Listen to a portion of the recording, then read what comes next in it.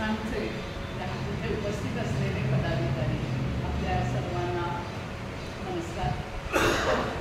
लोकमान्य टिळकांच्याबद्दल मला विशेष आपुलकी, कारण माझं शिक्षणच पार्ले टिळक विद्यालय या संस्थेमध्ये नेपाळला झालं आणि माझ्या सांस्कृतिक विचारांची जडणघडण ही टिळक म्हणजे लोकमान्य सेवा संघ या संस्थेमध्ये झाली। पु ल देशपांड्यांपासून अनेक पुढे मुंबईतले जे दिग्गज लोक आहेत ते सगळे या पार्ल्याच्या मुशीतून घडलेले आहेत आणि त्यामुळे लहानपणापासूनच शाळेत पहिलं पाऊल टाकलंय। पहिलीपासून टिळकांच्या प्रतिमेला म्हणजे पुतळ्याला नमस्कार करूनच आम्ही कायम वर्गात गेलेलो।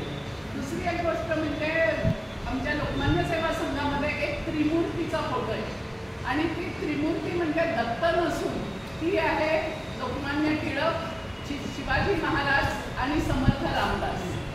आपण एक आध्यात्मिक आहे, एक ज्ञानाचा पुरस्कर्ता आहे आणि एक शूरवीर आहे, परंतु या तिन्हीमध्ये हे तिन्ही गुण एकवटलेले आहेत। हे पण त्यांचा अभ्यास केल्यावर आपल्या लक्षात येतं आणि असं एक वैशिष्ट्यपूर्ण फार मोठं पोर्ट्रेट त्या ठिकाणी 3x6 असं त्या ठिकाणी आहे पार्ल्याला। तर त्याचाही एक आमच्या मनावर चांगलाच परिणाम झालेला आहे। लोकमान्यांच्या विविध पैलूंपैकी काही मोजक्या गोष्टी बोलायच्या तरी सुद्धा यांनी सांगितलं की मराठीबद्दल बोला। तर आज जशी मराठीची चळवळ चालली आहे, मराठी जतन आणि हे किंवा अभिजात मराठी म्हणून मराठीबद्दल, तर तसं त्या वेळेला नव्हतं।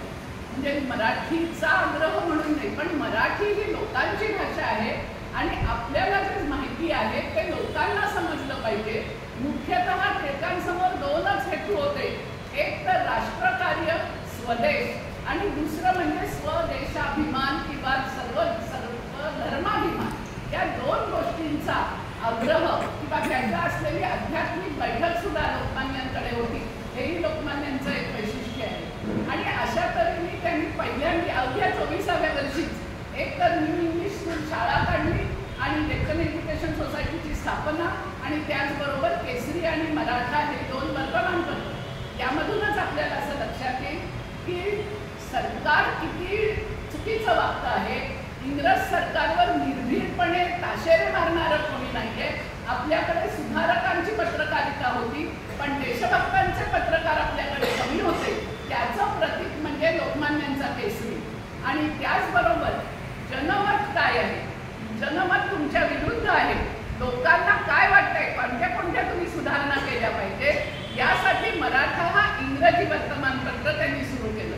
आज आपण सतत म्हणतो आहोत की मराठी माध्यम, इंग्रजी माध्यम दोन्हीच्याही कोणत्या एका गोष्टीच्या आहारी न जाता या दोन्ही गोष्टींचा आपल्या जीवनात उपयोग आहे, हे ध्यान लोकमान्यांनी 150 वर्षापूर्वी, जवळजवळ 140 वर्षापूर्वी त्यांनी लक्षात घेतलं। ही फार मोठी आणि वेगळी गोष्ट आहे। हा द्रष्टेपणा किंवा हे लोकांशी इतकं एकरूप होणं हे सगळ्यात महत्त्वाचं आहे। केसरी त्यांच्या हातात होता आणि शिक्षण संस्था, त्यामुळे स्वदेशी, स्वराज्य, राष्ट्रीय शिक्षण आणि बहिष्कार ही जी त्यांची चतुसूत्री होती, त्याच्या सर्व गोष्टी ते ह्या दोन्ही माध्यमातून लोकांसमोर आणत होते। आज आपण न्यू एज्युकेशन पॉलिसीचं गेले 10 वर्ष इतका विविध त्याच्यात प्रयत्न चाललेले आहेत आणि त्यावेळेला शिक्षणाच्या माध्यमातूनच लोकजागृती होऊ शकते, हा धडा सुद्धा लोकमान्यांनीच आपल्याला दिलेला आहे आणि तो आता आपण पुन्हा एकदा तो मिरवतो आहोत। म्हणजे आजच्या काळाशी लोकमान्यांचा कसा संबंध आहे, लोकजागृती हे तर आपल्याला माहितीच आहे। त्यांनी केसरीमध्ये केवळ इंग्रजांविरुद्ध लिहा असं नाही आहे, त्यांनी इतर अनेक प्रश्न, सामाजिक प्रश्न आहे, धार्मिक प्रश्न आहेत।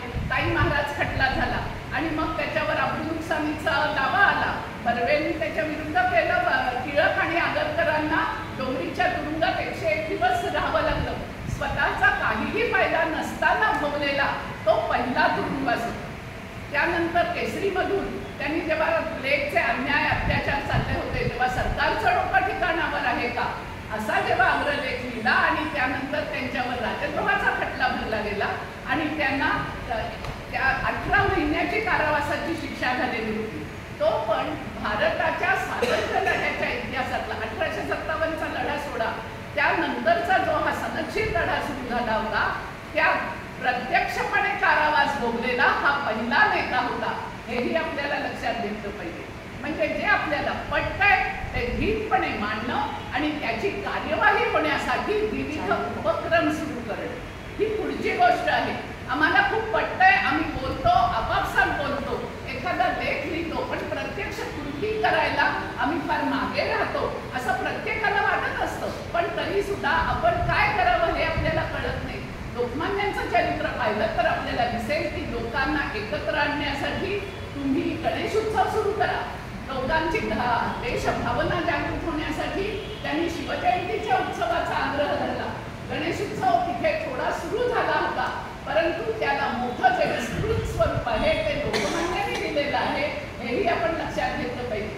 आणि गणेश उत्सवाच्या माध्यमातून हे मेळे लोकांना लोकोपयोगी किंवा देशाला जागृती देणारे असे विविध कार्यक्रम हे एक उत्तम माध्यम लोकमान्यांनी आपल्यासमोर ठेवलं सार्वजनिक गणेश उत्सवाचं. आणि म्हणून माझा नेहमी आग्रह असतो की आपण जेव्हा म्हणजे महाराष्ट्र मंडळ वगैरे गणपती उत्सव करतो तेव्हा लोक येवोत न येवोत एक तरी वैचारिक कार्यक्रम झालाच पाहिजे. एक तरी मनाला डोक्याला त्रास देणारा, त्याच्याबद्दल पुनर्त्याचा विचार करणारा असा एक तरी कार्यक्रम आपण घेतलाच पाहिजे.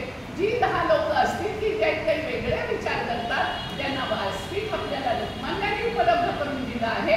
तो वारसा आपणही अशा प्रकाराने सुरू ठेवला पाहिजे. आपल्या ह्या केसरीमधून लोकमान्यांनी शेतकऱ्यांबद्दल लिहिलं, शेतसाऱ्याबद्दल लिहिलं, सरकारच्या टॅक्सबद्दल लिहिलं. त्यातूनच त्यांनी लोकांना असं एक जाणीव करून दिली की हे सरकार आमच्या देशातला संपत्ती कशी बाहेर नेत आहे. फार विस्तृत असं त्याच्याबद्दलचं पुस्तक दादाबाई नौरोजींचं आहे. आपण अवश्य पहा की किती सरकारांनी आपल्याकडची संपत्ती परदेशात गेली. तो विचार लोकमान्यांनी जाहीरपणे लोकांना पोहोचवला. आज आपण फायनान्स फील्ड, अर्थकारण याला फार महत्त्व देतो. अगदी छोट्या छोट्या ठिकाणी सुद्धा आपलं आजकाल